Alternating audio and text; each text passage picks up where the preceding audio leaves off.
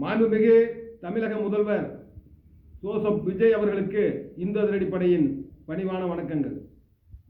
ஈரோடு மாவட்டம் கோபி தாலுகா எஸ் கணபதிபாளையம் கிராமத்திலே அரசுக்கு சொந்தமான பொதுப்பணித்துறைக்கும் நெடுஞ்சாலைத்துறைக்கும் சொந்தமான இடத்தை ஆக்கிரமிப்பு செய்து ஒரு சிறிய வகை தர்காவை உருவாக்க முயற்சிக்கிறார்கள்.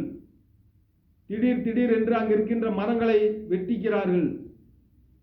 அங்கு திடீரென்று ஒரு தகர கொட்டாய் இருந்தது. இப்பொழுது பெரும் தகர கொட்டாய் அமைத்து அது ஒரு தர்காவுக்கான இடமாக அதை ஆக்கிரமிப்பாளர்கள் செய்ய முயற்சிக்கிறார்கள். ஏனென்றால் இந்த அந்தியூர் சாலையிலே பல்வேறு கோயில்களை அரசு, கடந்த அரசாக இருக்கட்டும் அல்லது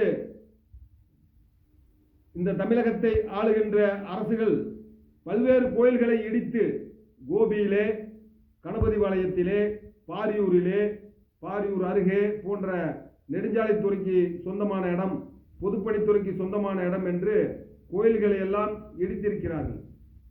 சாலை விரிவாக்கம் என்கின்ற பெயரிலே கோபியிலே பழமையான மாரியம்மன் கோவில், விநாயகர் கோவில் எல்லாம் இடித்திருக்கிறார்கள். ஆனால் இந்த கணபதிபாளையம் ஊரிலே அரசினுடைய சொந்த நிலத்திலே, அதுவும் நீர்நிலையை ஆக்கிரமிப்பு பண்ணி தர்கா வைத்து முயற்சி செய்கிறார்கள். கயிறு கட்டுவது, பாடம் போடுவது. அதனால் இது எல்லாம் உடனடியாக தமிழக முதல்வர் அவர்கள் அதை அகற்ற வேண்டும். ஏனென்றால் உங்கள் ஆட்சி அனைவருக்குமான ஆட்சி என்று சொல்கிறீர்கள். இந்துக்களுக்கு தினமும் வணங்குகின்ற கோயிலை இடிக்கும் சாலை விரிவாக்கம் என்கிற வகையிலே கோயில்களெல்லாம் இடித்த அரசாங்கம், கடந்த அரசாங்கம். இப்பொழுது இந்த தர்காவினர் பல்வேறு முறைகேடாக தர்காவை விரிவாக்கம் செய்வதற்கு முயற்சிக்கிறார்கள்.